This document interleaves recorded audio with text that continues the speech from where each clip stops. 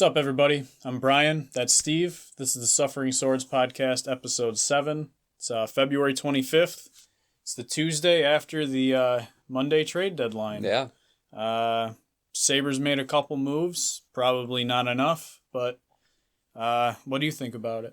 Well, it's interesting, right? Because it's like everyone was like, oh, we're just going to sell. But who knows? Because we had a nice little streak going right now. Couple big wins over the weekend before. And Toronto losing as well kind of helps bring up the morale, I guess, for the outlook of the team. Our chances to make the playoffs are still pretty garbage. But I guess it gave an excuse for Jason Botterill to kind of rush because he knows he's kind of getting grilled, obviously, right now. And make some trades that kind of helped us push this season, but also, for the future. So not bad. I mean, he could have obviously, traded more of the guys that were expiring for low picks, but I'm sure he wasn't getting the returns he wanted for those guys. So he figured whatever, just keep them, make a couple improvements, and, see if we can get some momentum. I guess that's what he did. Yeah, basically, obviously separate deals, but he moved 2 forwards out for 2 new ones. Up to this point in the year, I think I would take Wayne Simmonds and Dominic Cahoon over Erod and Sherry any day of the week. I mean, just to get new bodies in here. Simmonds was basically free. How much did the Devils retain? Half? Yeah, so the trade ended up being Wayne Simmonds for a 5th-round pick, and they retained half. And they also, I guess they retained 50%, and the condition is if we make the playoffs, was it play 10 games? I think it was play 10 games, make the playoffs. Either way, it becomes a 4th. So we'll happily oblige to that if it comes to it. Yeah, I mean, the difference between a 5th and a 4th, really, it doesn't matter to me. I don't know. He was free, like I said. 4ths and 5ths and 6th and 7th, they don't do anything for me. The likelihood of them becoming anything, we've brought this up before, is slim to none. Yeah. I don't mind him as a player. Obviously, he was a consecutive 20-goal scorer for a lot of his career. Mm-hmm. His offensive numbers have dropped off, but he still brings a lot of physicality to the game. If we had a different lineup and we had more guys like that, I wouldn't have liked the move, but I don't think we really have any forwards like him. I think he brings, say what you will about energy players, but I think he's a guy that when he's on the ice, the other team knows it. And I think that, if you don't have skill being brought into the lineup, I think that's valuable. And I think that alone probably makes him more valuable than either Sherry or Rodriguez, just simply because they weren't putting up any offense either. Dominic Cahoon from Pittsburgh, I think he's going to be a solid pickup. He's kind of like the Sherry trade. He's around the same age with around the same production. I think he's a different kind of player. I think he has more skill and a little less speed. I think Sherry's game was mostly just be faster than the other guy. I think he showed here he had little to no finish. Yeah. I think Cahoon shows a lot more shooting ability, which is a big thing that this team needs because we need more finishers. So yeah, I like the trades. They move the needle enough that I'm happy about them, but overall I wanted more. We've heard that Botterill was trying to make other moves and they didn't pan out for whatever reason. I know Trocheck to the Hurricanes, it's been rumored that the Sabres put in an offer, and a lot of people think that it was probably a better offer than what the Canes offered. I know Ristolainen was part of that. I've heard that. Oh, really? Yep. That might not be true, but it's been reported by a couple different people. It'd be really surprising if they didn't do that then. Yeah, I don't know what Like, you get a obviously, D-man with term. yeah, they must really not like Kristalainen then. Yeah, overall, the day was fine. I wanted more. It's a start. I was half expecting him to do nothing and sit on his hands, so I'm glad that didn't happen, but the bar is set so low that, I guess this looks okay. We should probably mention the Dominic Cahoon trade as well. It was just straight up Dominic Cahoon for Evan Rodriguez and Connor Sherry. Sherry obviously was expiring, $3 million, whatever. Erod, $2 million RFA. I think, with Cahoon being an RFA as well, it makes sense. It works for the future. I think it improves us right now, too. 27 points in 50 games this year. I mean, 10 goals, 24 years old. He's played center. He was a natural center coming up. He's been more of a winger in the NHL. A left wing at that, which we have a shitload already of, sadly. So I don't know if he'll slide into center at some point. Bottrell said that he sees him more as a winger. But it could go, that he somehow maybe becomes like a good third line center for us. So I really don't care where he plays as long as he's impactful. Yeah. With a lot of the guys on the roster right now, they're not doing anything, whether Mhm. they're center or wing. I just want him to make an impact. If that's on the wing, good. If that's at center and it fills a hole, that's better. But anything he gives me, I'm happy with. Yeah. What was his what's his cap hit? It's just like a max, but I think it was 925. Okay. And he's an RFA after this season, so Right. another RFA to add to the list of people that we're looking at, which includes Brandon Montour, Victor Olofsson, Sam Reinhart. Mm-hmm. So it's going to be a big summer for that. We'll see how that goes. Maybe some long-term stuff, arbitration, who knows. But, I just kind of wanted to say, obviously, we wanted to see like a bigger move, maybe Ristolainen, Montour for a top 6 forward center, whatever.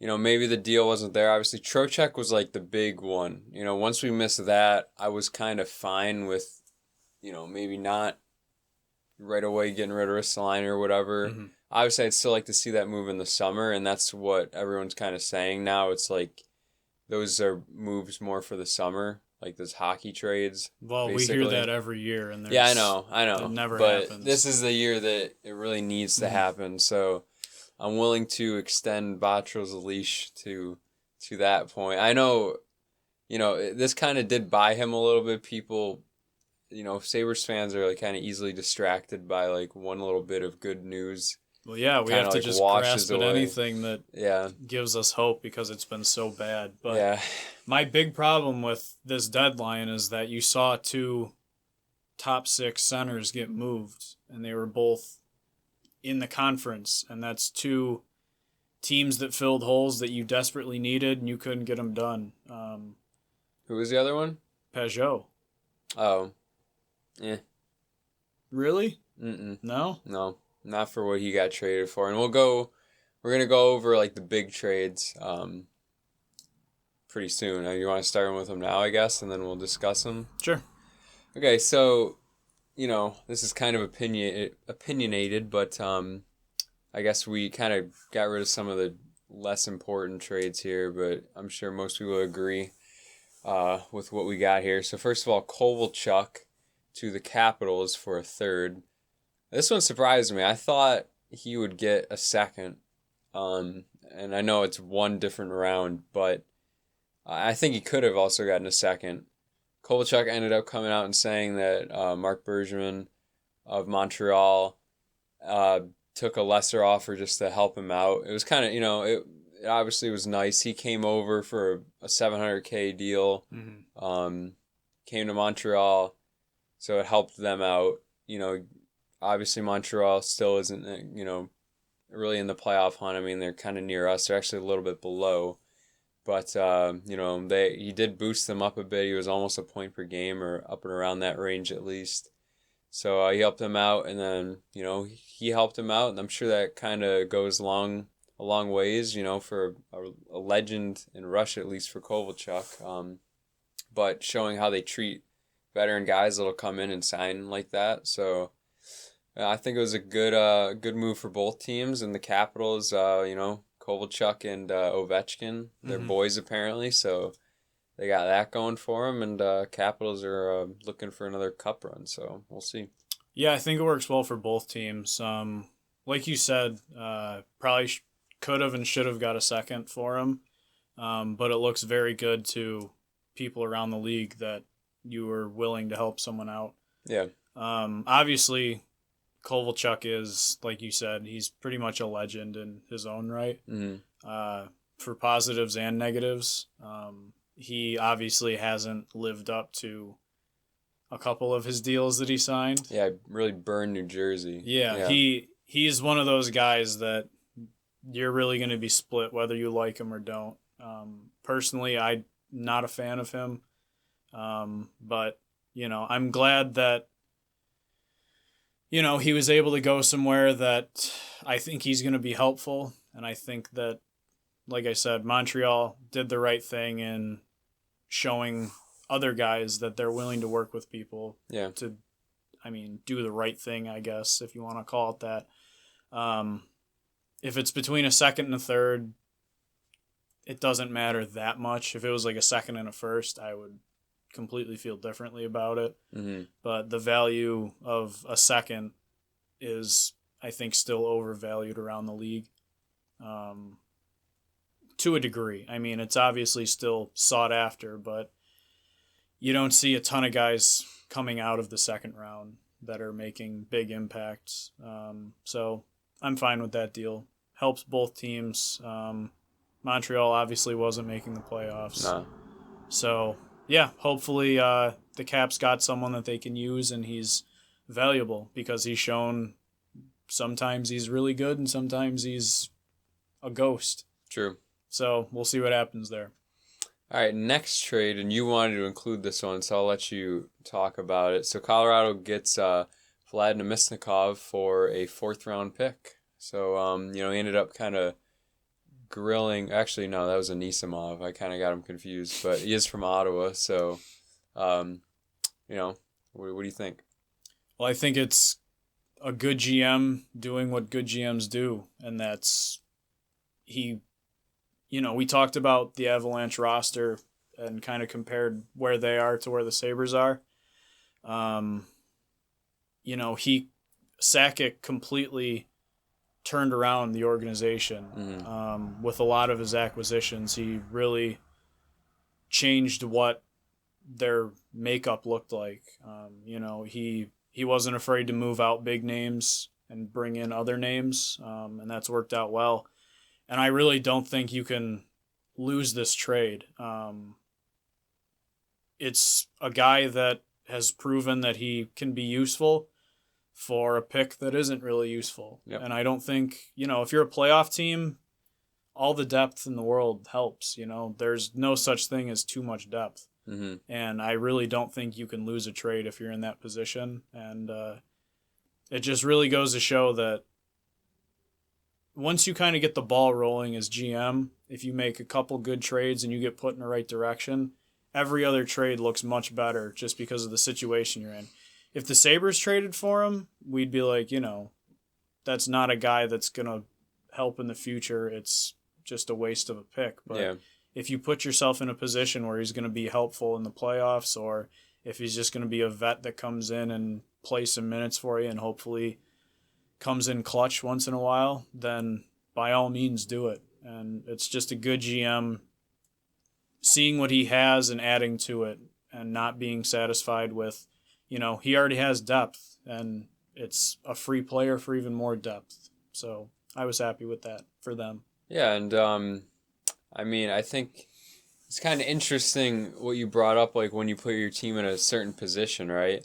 And it kind of makes me think about Tampa. Like, they have all these guys that they have, and it looks like they're gonna have to trade guys at the end, at the deadline.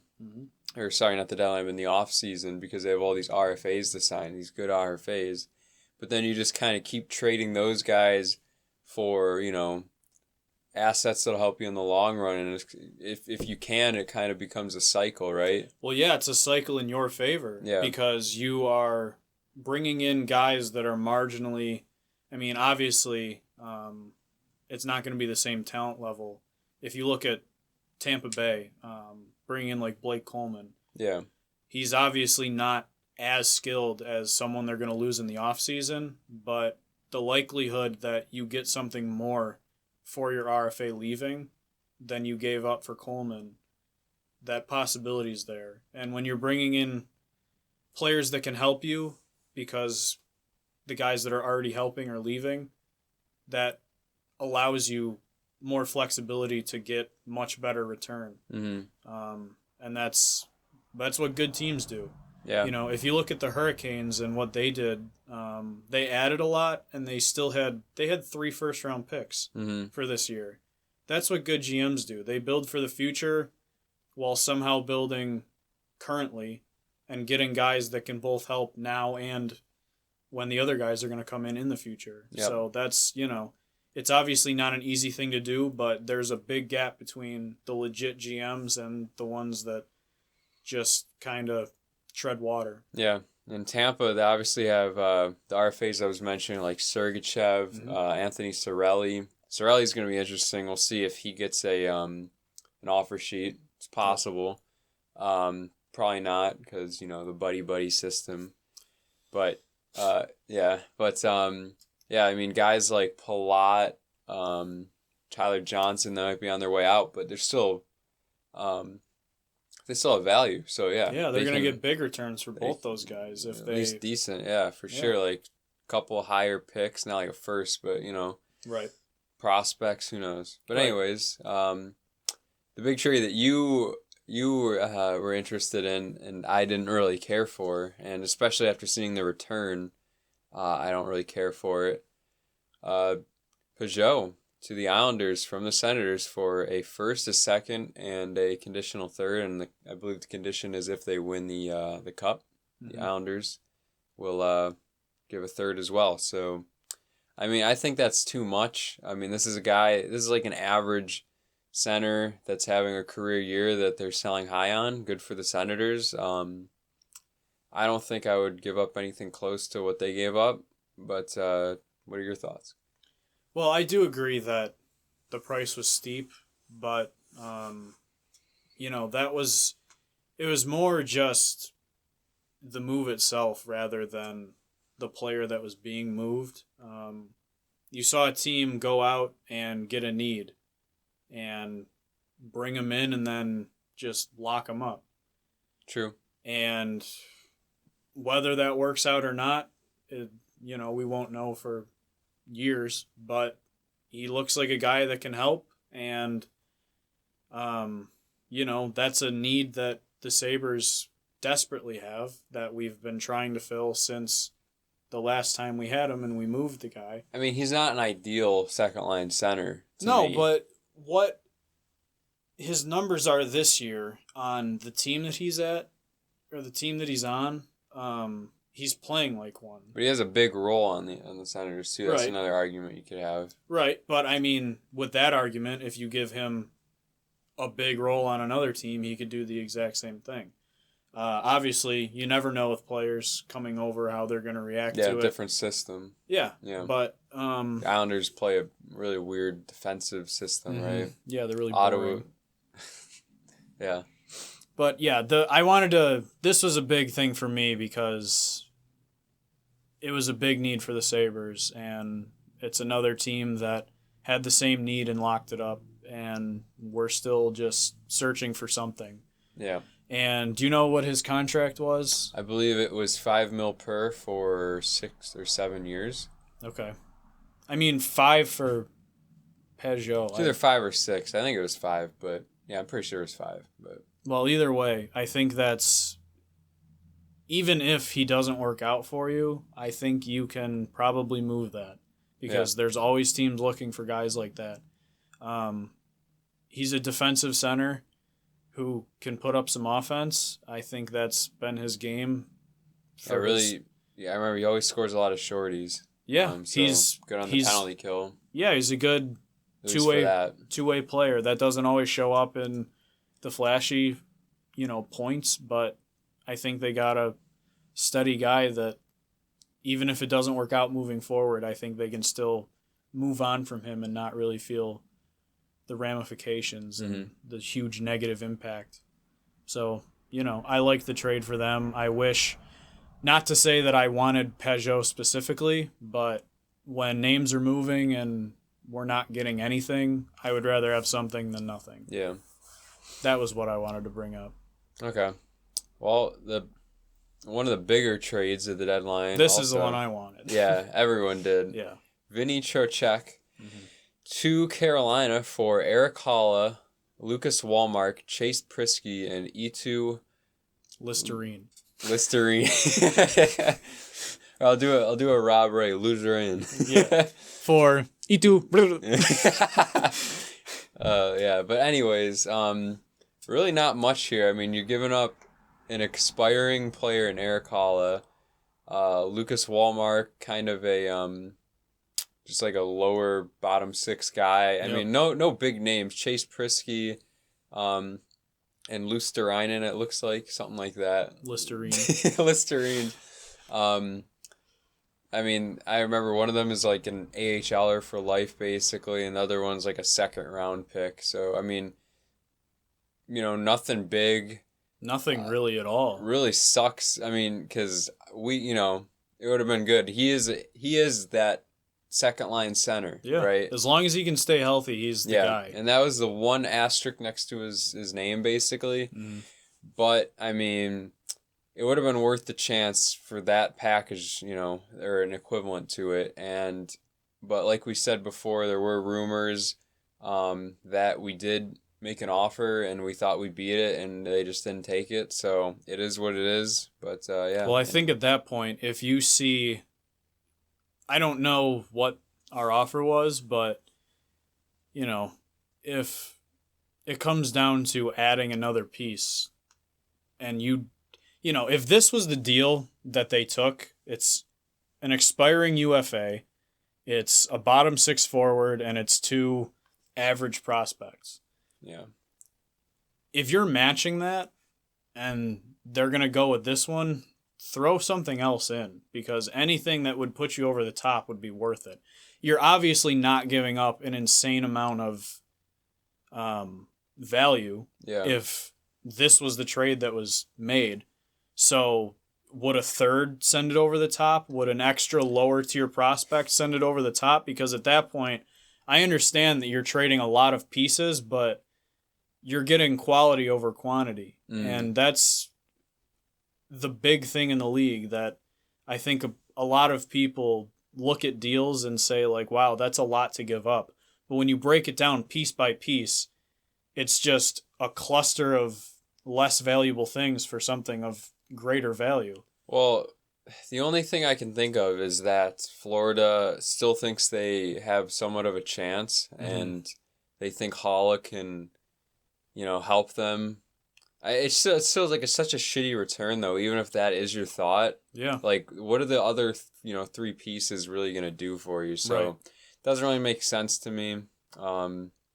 Sucks that we couldn't jump on that one. The rest of the centers that were really available, to me weren't that impressive. So, well, they either weren't anything that we'd want or they wouldn't come here. Yeah, or they're just like too much, Yeah, because, obviously, like, Joe Thornton was available. He's not coming to this team. It's stuff like that. Right. But this really, looking at this trade and the return that they got for Trocheck, like, I would have sweetened the pot with whatever I could have, as long as it wasn't giving some absurd piece away. Yeah, I think you can beat that one. You can beat that offer kind of like hard and still feel like you might have come out on top. Yeah, it's so low that you could add something of much more value and still probably be even on what you think the values are. Right. Because, everyone that trades in any league is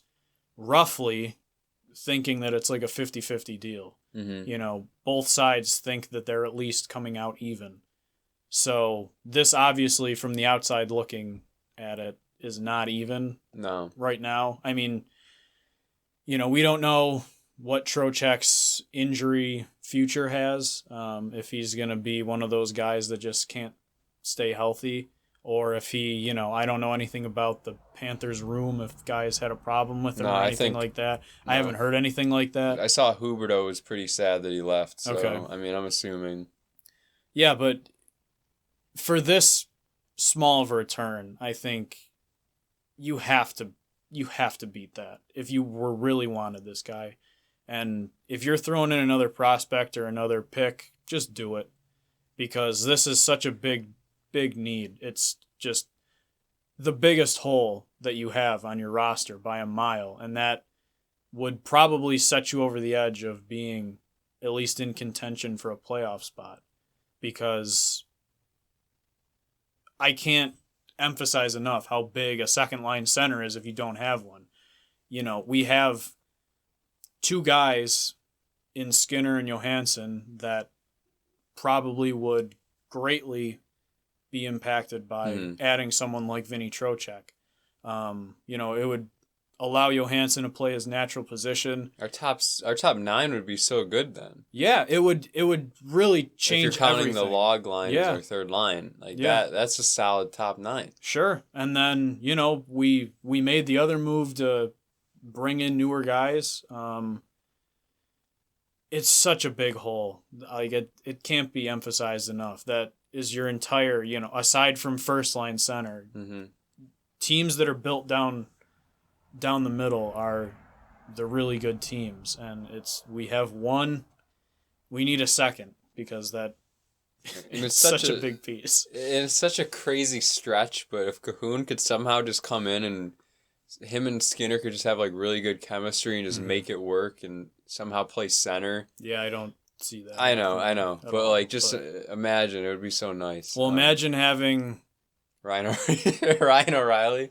Well, yeah, or I don't know if we have Skinner if that doesn't happen, but who knows? I'm sure. Yeah, who knows how it would play out? You obviously can't know those things, but imagine Trocheck in this lineup. It would be the first line that we have now: Skinner, Trocheck, Johansson, and then the log line, and then you have Cahoon with Lazar and then Simmons. That looks like a great lineup. Yeah. And when you take that one piece out of it, it just scrambles everything. Big hole. Yeah. So this would have been huge to get. I can't emphasize enough how important of a piece that would have been to get. Mm-hmm. And it's really disappointing that we were beat out with this offer. It's pretty unbelievable. Yeah. I don't know if the Hurricanes have like a beef with us or something. Yeah, it could be, since we're kind of, competing for the same spots. I don't know. That's such a dumb reason not to do a trade. Like, if you get a better return, then what are you worrying about one team for? You should worry about your own team. But whatever. Yeah, I'm putting this on Bottrill as much as anything, because again, this return is not good. Yeah, it's bad. I mean, it's embarrassing for Florida's GM. It's embarrassing for anyone else who was in on Trocheck that they couldn't beat this. What are you valuing? Unless they did and he just didn't care. I mean, who knows, man? He could just the only thing big on Holla or one of those prospects somehow. Yeah, I don't know. And one thing I did want to actually get into before we continued on the list is, what do you think about the cap overages that we're going to face now because of the bonuses and everything? Basically because we have Frolik. Yep. It almost 100% because we have him. Well, it's unbelievable that this team is going over the cap. Yeah, especially with cap guru Jason Bottrill. The teams that do this, that get these penalties, are cup contenders. Adding pieces at the deadline and then guys unable to fit all of the... I mean, money comes with talent, and if you're super talented, you have a lot of money. Yeah. And these teams that are usually doing this are just trying to fit in all of these big name guys. Mm. And this roster is going over the cap. And it's unbelievable. It's so bad of a look. Yeah. And I can't wait to hear about like these penalties coming into play like later on, and like we had to give Reinhardt less years because we had to keep his AAV down because we had to pay penalties. Or we couldn't have signed player X because we didn't want to have the money to do it because we had to pay these this year. Yeah, I mean, and they're not going to be terrible penalties. I mean, we got to keep in mind we're still paying Cody Hodgson too. Another like $800K. This is the problem with that. Whenever there's people talking about like, oh, I don't want to pay Reinhardt this amount of money, or like I don't want to bring Larson back for this amount of money, or like we heard it with Rodriguez, like, oh, I'm not paying him an extra $500,000. We're still paying Cody Hodgson. We're paying like aren't we still paying like previous coaches that we've like is that Housley doesn't come still out getting of cap, paid? but it doesn't matter about the cap though. Like I'm not sure if coach contracts are guaranteed or not, but it's just ridiculous that like anything is said about. Oh yeah, it's like it's not your money, buddy. I mean, yeah, it's basically no one's money. Yeah. It's just money, and it's like it comes out of. Is it coming out of the Pagula's pockets? That's not good. Do they have the money to do that? That's why they can't upgrade the seats and shit, man. Did you see that picture of that Matt Beauvais put out? Yeah, that was a grody. He took a picture. Shout out to Paul Hamilton finally getting into the early 2000s with his smartphone. But yeah, he took a picture of, not to get off topic too much, but it was a nice picture of Paul Hamilton's sausage fingers holding this little phone, and you look in the background and the seats are just rusted. It's like I need a tetanus shot every time I go to the fucking Sabres game. It's so bad. Yeah. But anyways, I mean, I know Botchel did say, he's like, oh well, I want our, it's a good sign if our guys are hitting all their bonuses. It's like, yeah, dude, I guess so. But that makes it sadder because it's like, oh, our young dudes that are they're getting paid in less than $1 million. They're like carrying the load on this team, other than obviously Eichel and Reinhardt. And the guys that are making a fifth of the money are your only source of and then you got Frolik, who's probably gonna be healthy scratch now. So you're literally going over because you have a healthy scratch that you traded for. Yep. For a guy that was traded for a second. That he used for like 3 weeks. Yes. And made absolutely no impact. You got an empty netter and like an assist or two. God bless whatever. him. Anyways, moving on to the more trades here. Pittsburgh, they get Patrick Marleau for a third that can turn into a second. So that's another savvy move by a really good GM. Sure. They needed help up front, and they got help up front. And Marleau is a guy that is going to come in, and he's proven to be clutch before. He steps up in those big games. He can be a big presence in a playoff run. If I had to pick any roster now that has just the best idea of how to play playoff hockey, it has to be the Penguins. Okay. I mean, they have Crosby, Malkin, Letang, now Marleau. I mean, they have a lot of really savvy guys that, like, those are the players that you want in the playoffs. Yeah, they might not be the overall best team. Right, but they definitely have the most experience. Regular season hockey is like a different animal. Yeah. Regular season, younger guys can shine, and it's not as physical.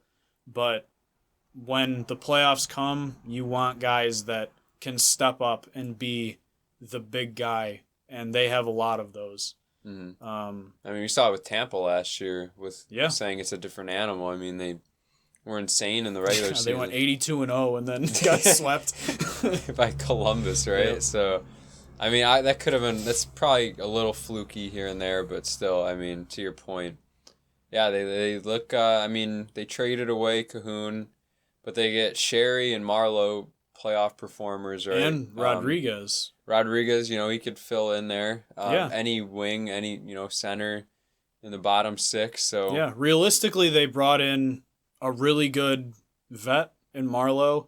They brought in a familiar face that was really good for them in Sherry, and they brought in a dynamic forward in Erod, who, even if he's in the lineup half of their games, he can play in it. He can play anywhere. Yeah. And he can slot into whatever you need him to do. I mean, those are really good moves. Mm-hmm. And I think it's between them and Carolina as the most improved team.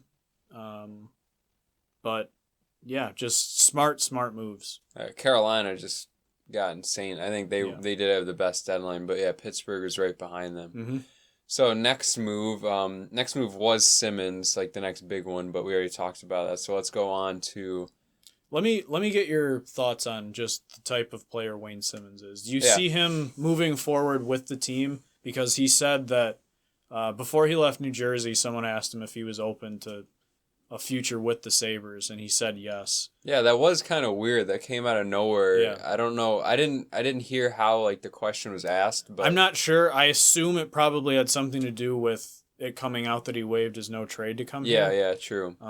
That seems to be something that second player to do that. Drowning players do to try to just stay afloat on a team that, I can be bad and nothing is going to happen to my career. Like, this is good. I'll be able to stay playing. Yeah, I don't know if it's as much of a statement of, for these going back to guys waiving their no trade clause. I don't know if it's more of, well, let's, get a fresh start. I don't think it's really let's go to Buffalo. Like that's where I want to play. Right. I mean, maybe, I want to play with Curtis Lazar. I want to wing that guy. Yeah.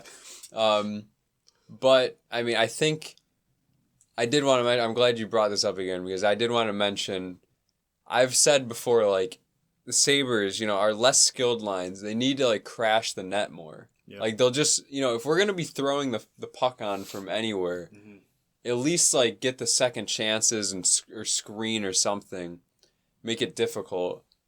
And Wayne Simmons does that. And I mean, you've seen him on Philly back, in his heyday on Philly. Really he was a legit goal scorer. Yeah. He was really good at what he did. He was an amazing power forward. Probably one of the best in the league. Like, I would much rather see him on our first power play unit, in the center, causing havoc. I mean, Risto's done a good job of it. But I think, if anything, he shores up the second. He'll definitely be on the second, 100%. I mean, Sherry was gone off of that, so you throw him in there. I mean, Erod was on that, too, when he played. Mm-hmm.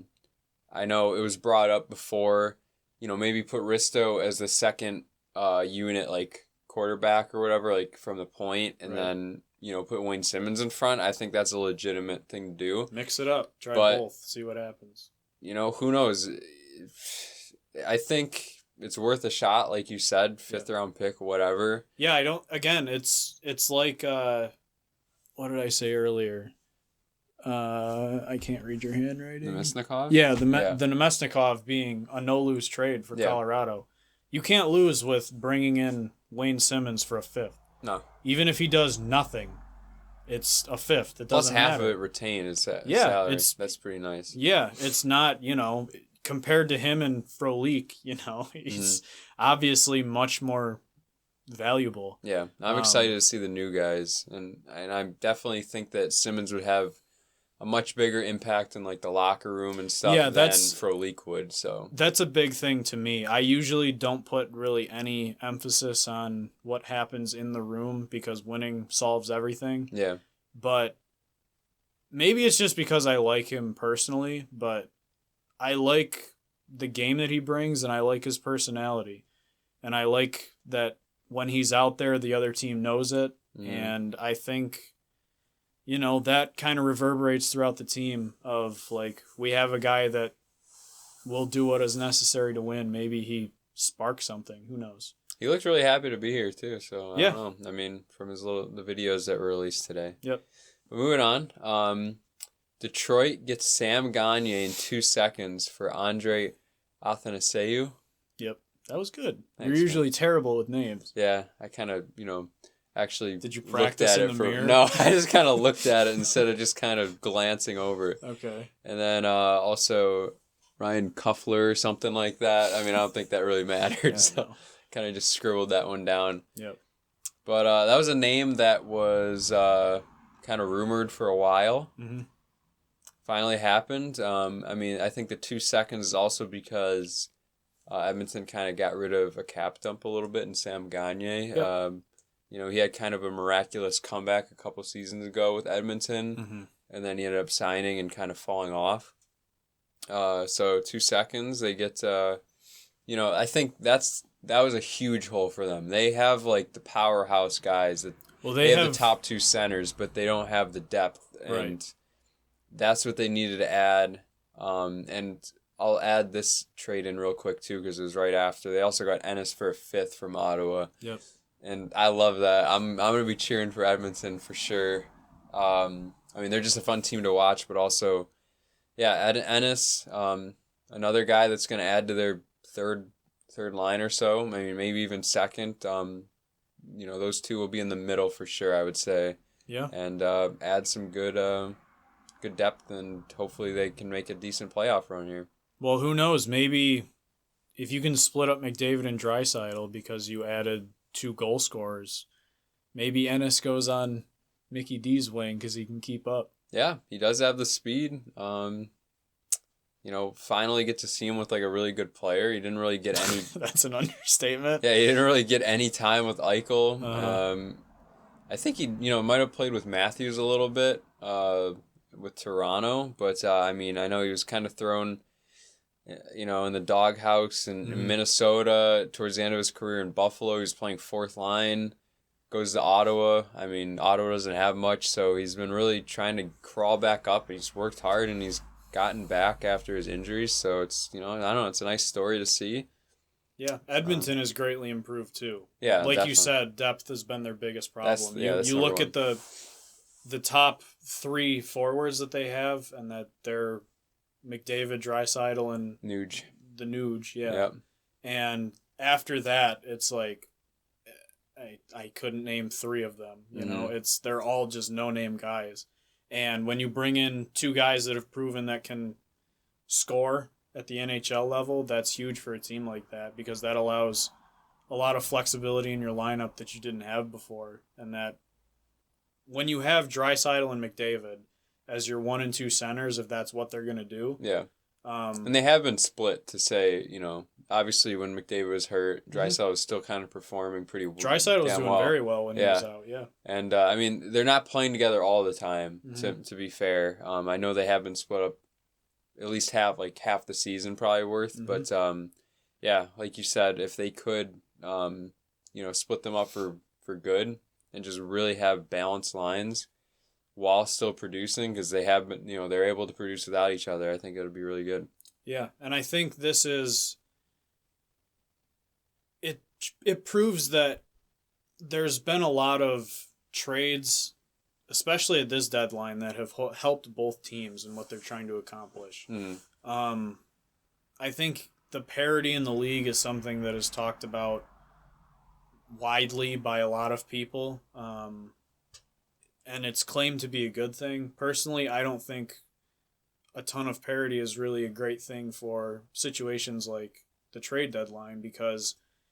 when you have 26 teams that realistically think they might still have a shot at the playoffs, then there's less moves being made like this because Detroit is a dumpster fire and Ottawa is obviously retooling and looking for the future. And they get rid of their useful players for future picks so they can get back into contention faster. And Edmonton added 2 guys that can help them. And I think whatever you say about the parity in the league, having less parity leads to better trades. Because Detroit got 2 seconds that they wouldn't have had. I don't think Athanasiou was really in their future plans. Well, obviously he wasn't, but even if they held on to him, how much of an impact would he have made when they actually got good? Yeah, by that time, yeah. Yeah, and Ennis was just a guy doing well on a team that wasn't. And when you have teams that know they're out of it, they ship pieces off and other teams get more exciting. So I think it's good for the league when some teams know their place and really know that it's over for them and they're looking to the future. And I think one more note on Ennis. He is from Edmonton. Yeah, good for him. So that's cool for him for sure. He also had another cool moment in his career when he traded to Minnesota because him and Jared Spurgeon were boys growing up. That was his best friend. So obviously Minnesota didn't work out as much. Hopefully this, works out better for him. Maybe it's kind of a tryout as well because maybe he wants to stay in Edmonton. He'll sign like a decent lower deal, but, stay home and play on a good team. So I wouldn't put that past him. He already made his money in Buffalo, basically. He was paid pretty well there. So yeah, could be a nice little thing for him. Anyways, next trade, Carolina. And this is another head scratcher. They get Sammy Vatanen for Frederick Claesson. That's a made up person. Kukkonen. I really should have wrote these like better. Kukkonen. I don't know. And a fourth. Either way, not big prospects. And a fourth. Really, basically, I mean, for nothing. Honestly, if we're gonna be realistic here. Yeah, it's Vatanen's a name. He's been rumored before, and he's gotten interest. And yeah, I don't know if you said the names properly, but I don't know any of these guys. I've never heard of any of them. I looked them up and they were nothing really special at all. So right. If ever there was a case of one GM valuing a lot of minor league depth, the Hurricanes have put a stop to that immediately. Because to get two players in Trocheck and Vatanen, they traded. I'm counting. Sorry, everyone. It was just silence. 5. Prospect. 1, 2, 3. Yeah, 5 prospects and then another player. Yeah. And that's 6 pieces plus a draft pick for 2 guys. 2. Yeah. And they're the most improved. And these are both guys that are going to help them moving forward. It's one thing to look at the future of your organization, but it's another thing to look forward and then look at the present, because these are both guys that can help now and moving forward. Mm-hmm. And, anyone that preaches like, oh, we have a ton of guys that are coming up through the system that could be something, well, they just traded 5 of them for 2 guys that they know for sure are something, and they've gotten much better because of it. Yep, and we already knew coming into this, like Carolina and Colorado have probably the best GMs in the league. Yep. They're up there for sure. And Pittsburgh too. Yeah, Pittsburgh as well, yeah, and they proved, Pittsburgh, they've had head-scratcher moves like adding Jack Johnson, bringing back Ben Lovejoy, just weird things like that, but Pittsburgh, Jim Rutherford, I believe. Rutherford. Yeah. He makes some nice moves for sure at this deadline. Carolina gets better. They seem to just kind of see whoever's on the block, if they're good, and just trades for them. They have so many D-men and they add Vatanen, right? So they just, they keep stocking up and make another good trade. So, and there's another one to come as well. But first, I guess we'll get to this trade. It was a 3-way trade, kind of weird. But in the end, Leonard ends up going to Vegas for basically a second in Subban. And then... to Chicago. Yeah. And then Toronto ends up getting a 5th just for retaining half of Leonard's salary. Right. So, Vegas, they have Fleury and him. Probably the best goaltending. Duo. That's the best duo for sure. Yeah.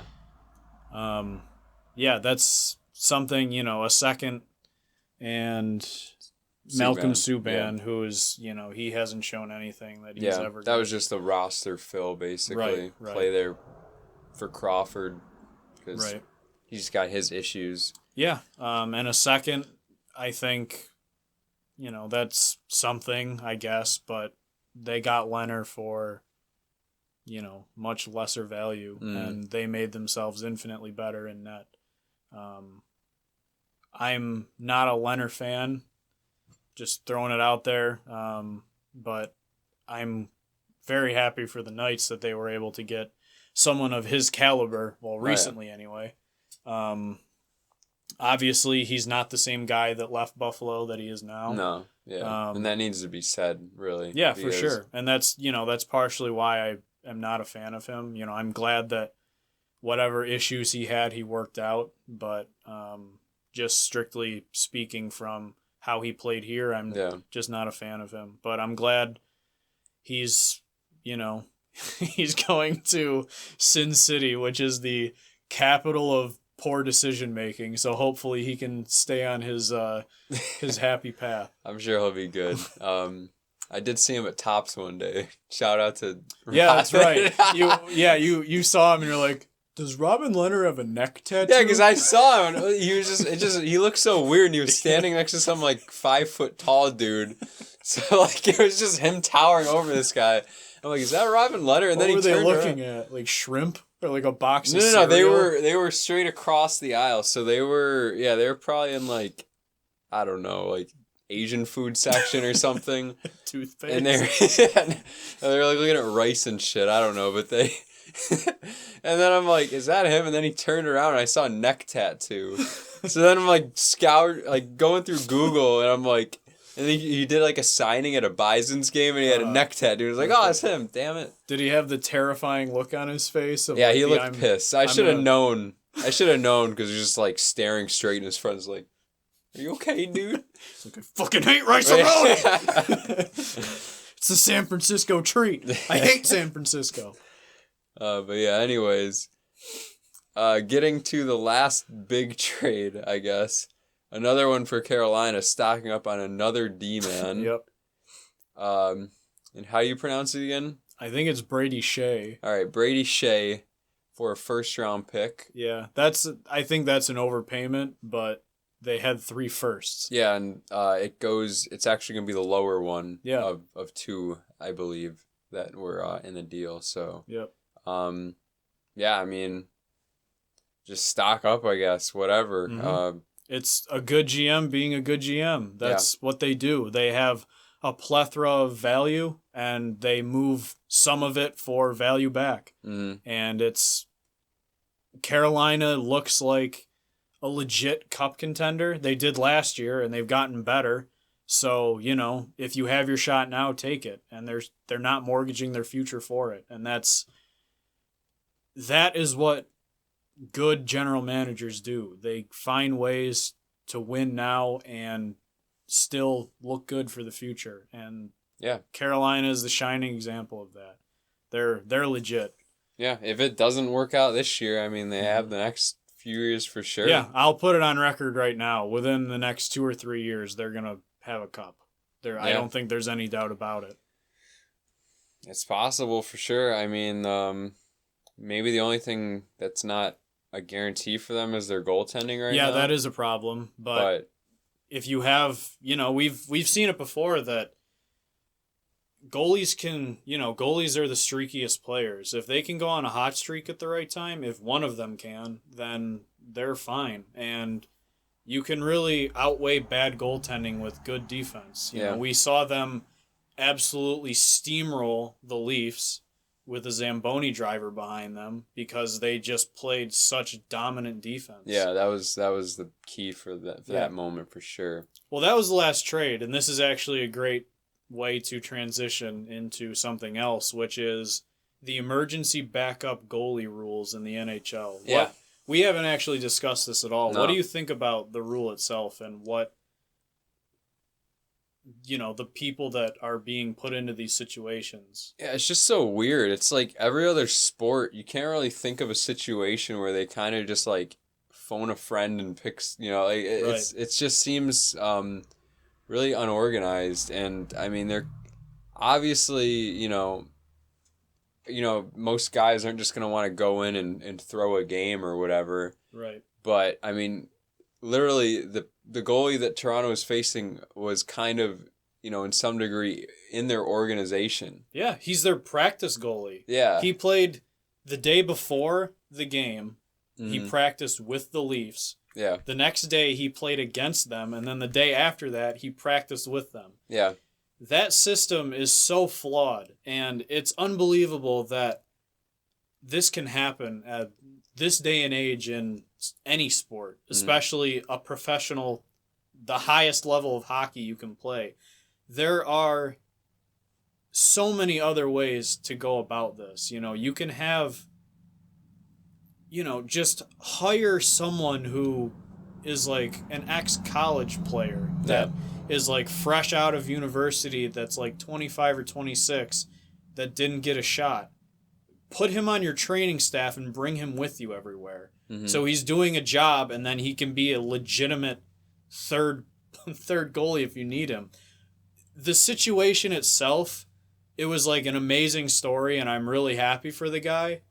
But think of it, if if this happened the last game of the year, and these two teams were, 1 point difference to make the playoffs, and like winner gets in, and you had a Zamboni driver come in to play for one of them because that's all that was available, that would be the end of the world. Yeah. Because it would be so absurd that a season could come down to something so stupid as that situation. And this was an important game for even the Sabres. We need Toronto to lose. Yeah. And it has league-wide implications on standings, and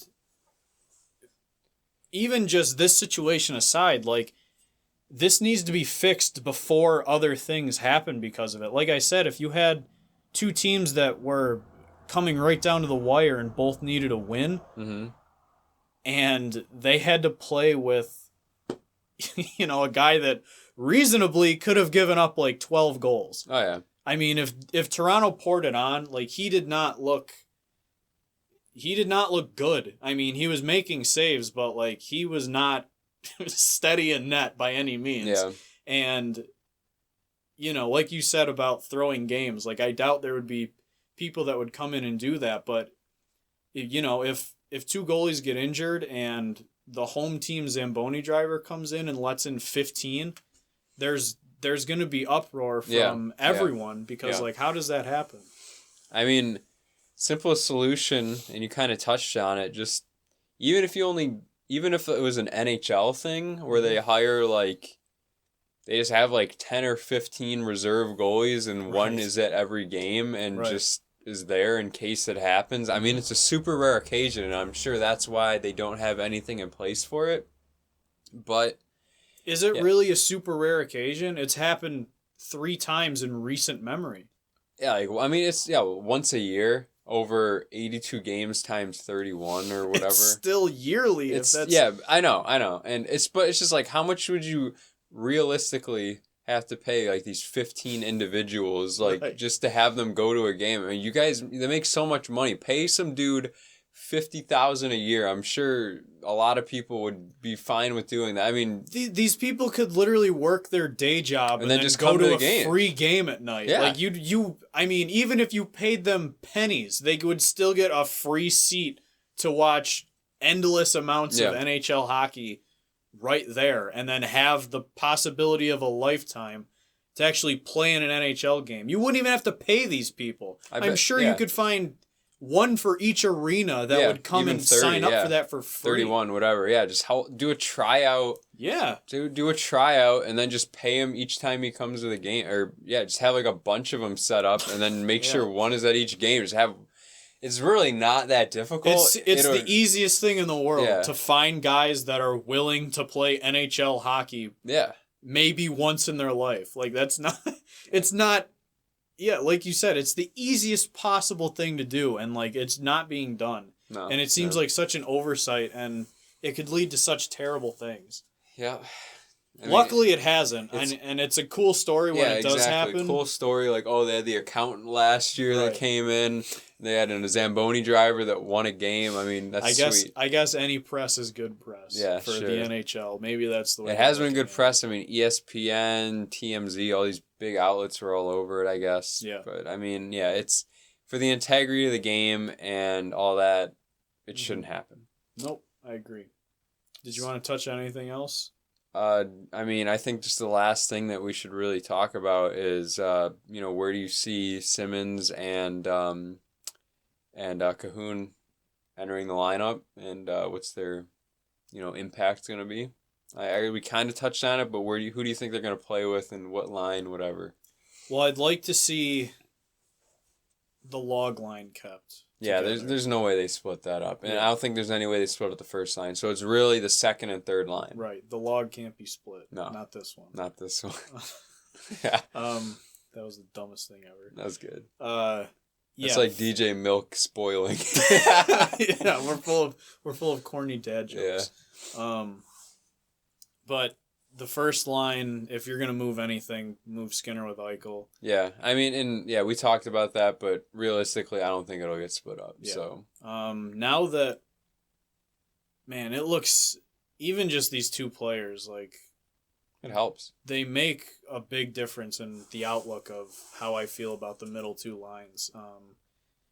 You know, if you want to keep Skinner on the second line, put Lazar there, and then my ideal lineup would be, if we're going to keep Skinner away from Eichel, have Reinhart, Eichel, and Olofsson. Yeah. My second line would probably be Skinner, Lazar, Simmons.